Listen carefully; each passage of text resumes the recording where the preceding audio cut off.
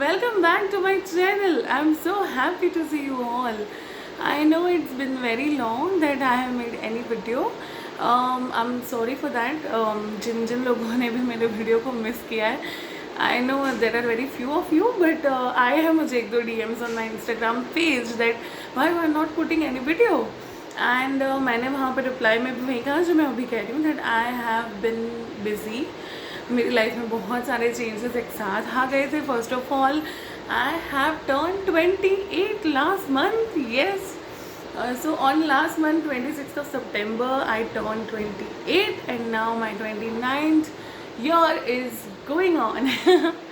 So last month I was very busy because मेरा birthday था और मेरे एक बहुत ही करीबी कज़िन का रोका भी हुआ. एंड देन नवरात्रि आ गई. एंड इन गुजरात नवरात्रि मतलब it's like 9 days of festival of dance and enjoyment and food and friends and going out and chilling with each other. तो उसकी वजह से वीडियो नहीं बना पाई बिकॉज नवरात्रि के प्रेप में busy.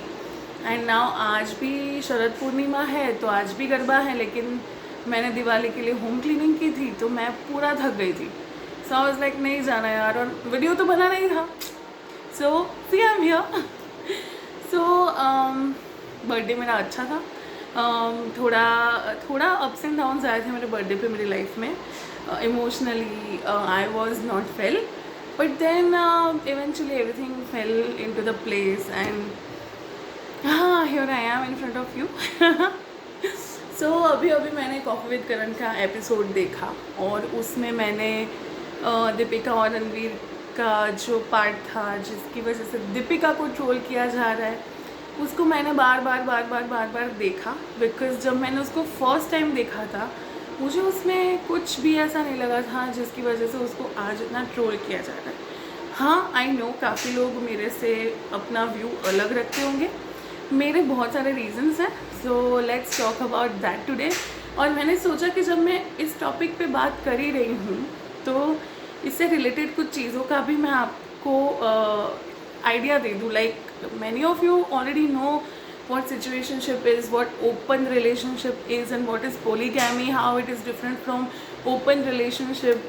So I thought let me talk about this with my favorite people and मुझे आपका भी एक व्यू पता चल जाएगा कि आप क्या सोचते हैं. So let's talk about Deepika and Ranveer's interview first.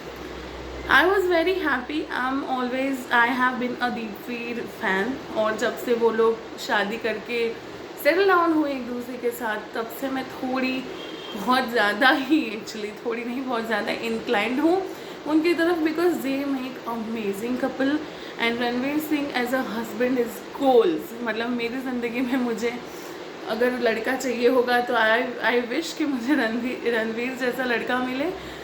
But जब कॉफ़ी विद करण में वो लोग आने वाले थे I was pretty excited because मैंने इतना क्लोज इंटरव्यू साथ में उनका कभी शादी के बाद देखा नहीं.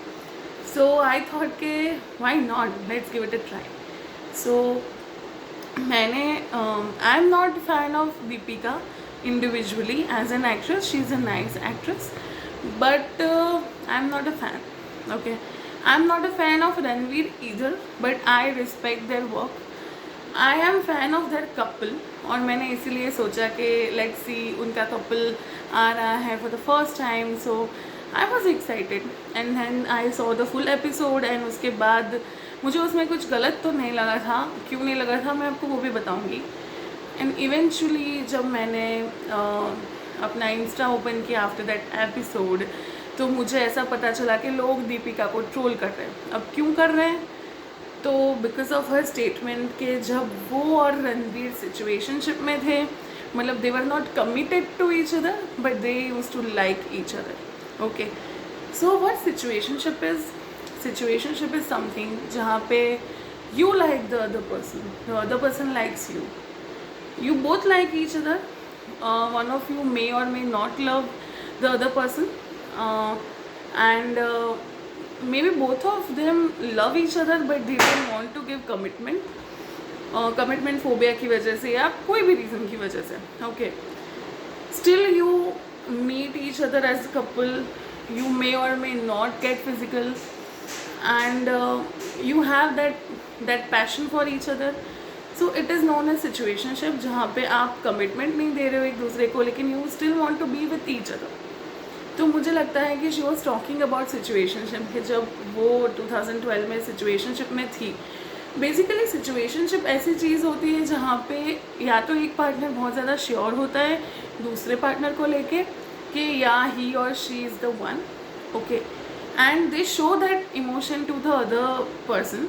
और जो दूसरा पार्टनर होता है वो इतना श्योर नहीं होता, बिल्कुल भी श्योर नहीं होता, and they don't have feelings also इतनी ज़्यादा, but they just want to lose that partner of them, क्योंकि उनको लगता है कि इतनी अच्छी ट्रीटमेंट अगर मुझे मिल रही है, so I should I lose that partner, okay. But situationship में आने के सबके रीजंस अलग होते हैं, ओके. सो सिचुएशनशिप में ऐसा होता है कि sometimes you feel lack of love, lack of empathy, lack of emotion, affection.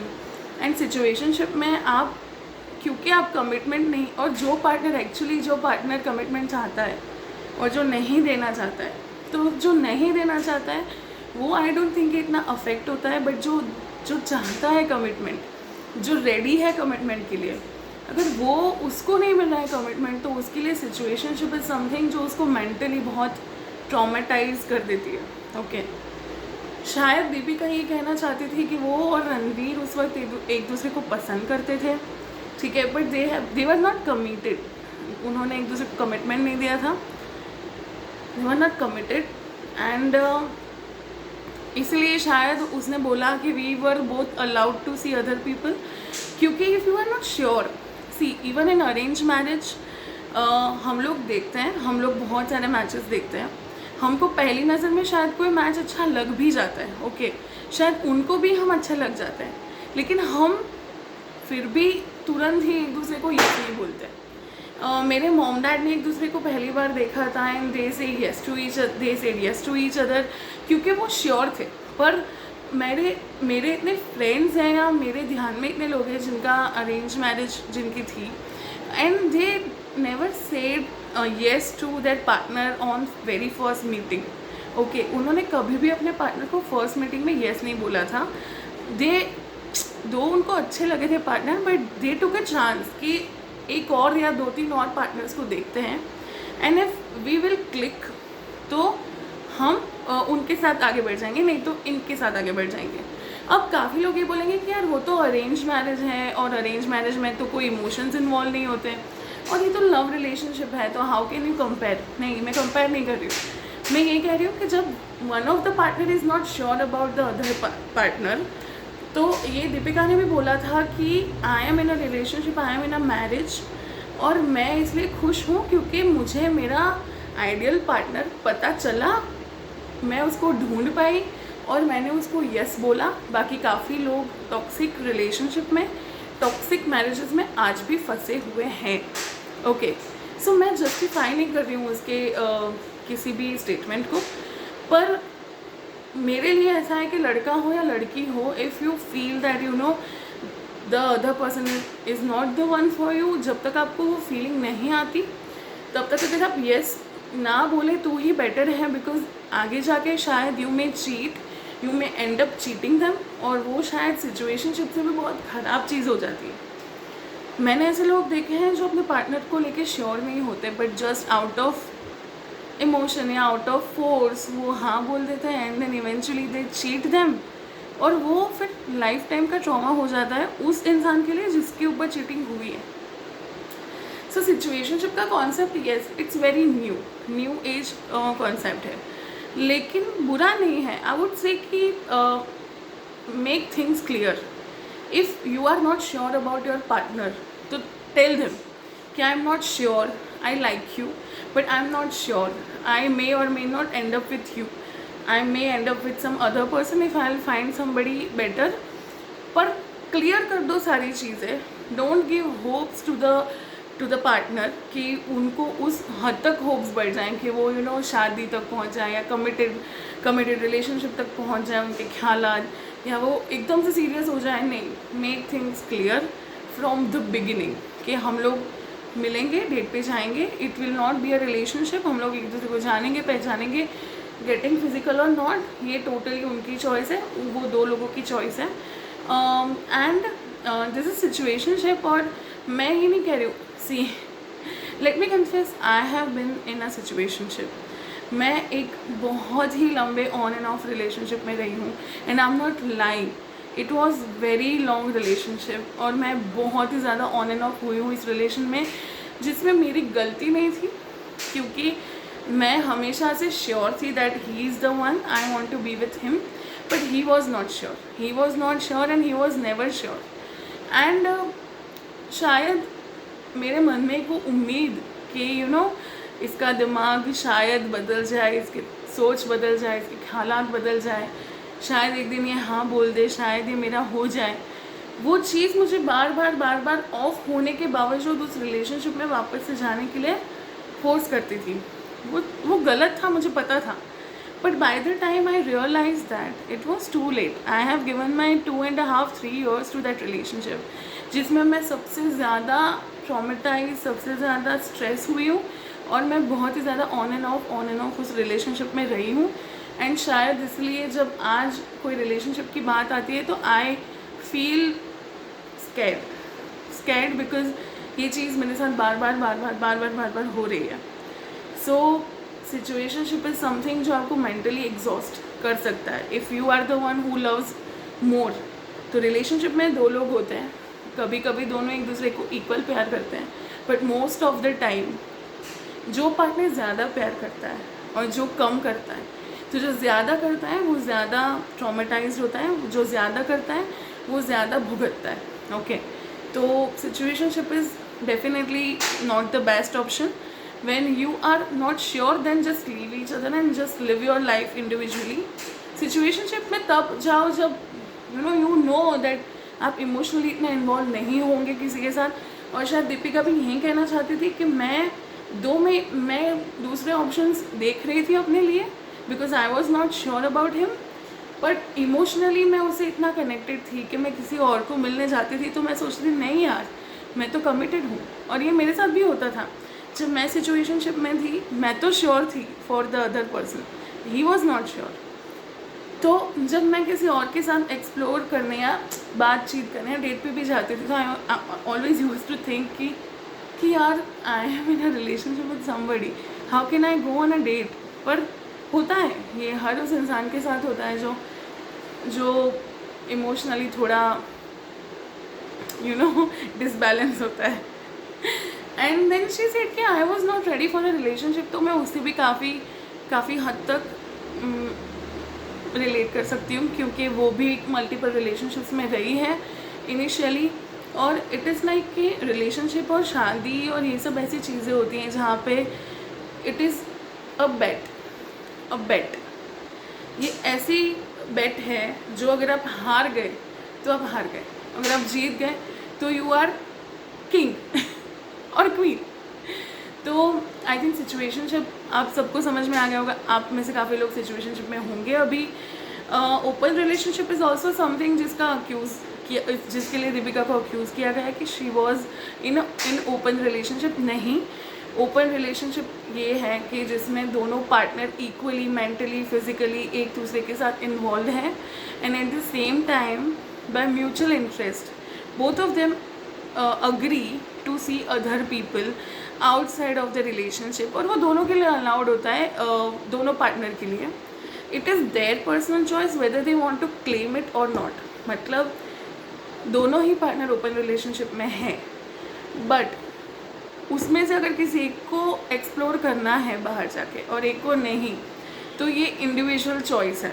But वो दोनों ने एक म्यूचुअल टर्म में आके अग्री किया है कि they are allowed to see other people. और ओपन रिलेशनशिप्स नए हैं ऐसी बात नहीं है. मैंने काफ़ी ऐसे एग्जांपल्स देखे हैं और काफ़ी ऐसे लोग भी देखे हैं जो ओपन मैरिजेस में भी होते हैं. And that is somewhere initially it was very heart breaking for me, because for me और for a lot of people like me marriage is a sacred bond. It's पवित्र रिश्ता जो बोलते हैं ना, it's a sacred bond. And उसमें आप ये सब कैसे बीच में ला सकते हैं? Then I think okay, it's their choice, हम क्या ही कर सकते हैं. Both of them are okay, then हम कौन होते हैं उनको कुछ भी बोलने वाले. पर या ओपन रिलेशनशिप, ओपन मैरिज, मुझे लगता है ये दोनों चीज़ें भी कई बार एक पार्टनर के लिए ट्रॉमेटाइजिंग सिचुएशन पैदा कर सकती है। स्पेशली आई वुड नॉट से मैं जेंडर बायस नहीं हो रही हूँ, पर ओपन रिलेशनशिप में लड़कियाँ ज़्यादा परेशान होती है, लड़के कम परेशान होते हैं। In fact they have fun, but it's not same in every scenario. वो अलग होता है, जो इमोशनली ज़्यादा अटैच्ड होता है वो ज़्यादा परेशान होता है in situationship, in open relationship. Emotionally जो अवेलेबल ज़्यादा होता है, जो ज़्यादा इन्वॉल्व होता है, वो हमेशा ज़्यादा परेशान होता है। Okay, and then comes polygamy, in which mostly it is for men, क्योंकि men are more polygamic and लड़कियां जो होती है वो मोनोगैमिक होती है ज़्यादातर। आई माइट बी रॉन्ग, मैंने कोई आंकड़े पढ़ के ये नहीं बताया, बट जनरल ऑब्जर्वेशन है मेरा ये, I might be wrong.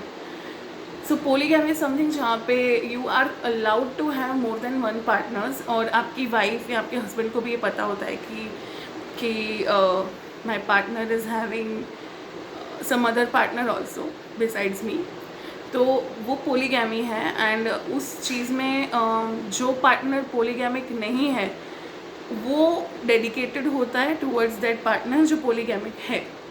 Okay, so it is totally different from open relationship. Open relationship में दोनों ही अलाउड होते हैं outside the marriage, outside of relationship explore करने के लिए। बट ये सारे मॉडर्न डेज जो टर्म्स हैं वो मुझे बहुत ही ज़्यादा लगता है कि इमोशनली जो बैलेंस्ड लोग नहीं हैं उनके लिए बहुत ज़्यादा ट्रॉमेटाइजिंग हो सकता है, जिनका EQ बहुत ज़्यादा होता है, जैसे कि मेरा है। ये बहुत ज़्यादा डिस्टर्बिंग चीज़ें हैं। And still I would say that I was in on and off relationship, जो एक सिचुएशनशिप भी आप कह सकते हैं। And then eventually I ended up breaking up with that person, and realize होने में काफ़ी टाइम हो गया। सो जितने भी लोग मेरे वीडियो देख रहे हैं, आपका जेंडर क्या है इससे कोई फ़र्क नहीं पड़ता, but if you are in a relationship and if you find that the other person is not into you as much as you are into them, just walk off, चले जाओ, निकल जाओ, just go away, run, क्योंकि मैं जानती हूँ मेरे लिए कितना ट्रॉमेटाइजिंग था, not for 1 year, not for 2 years, but full 3.5 years।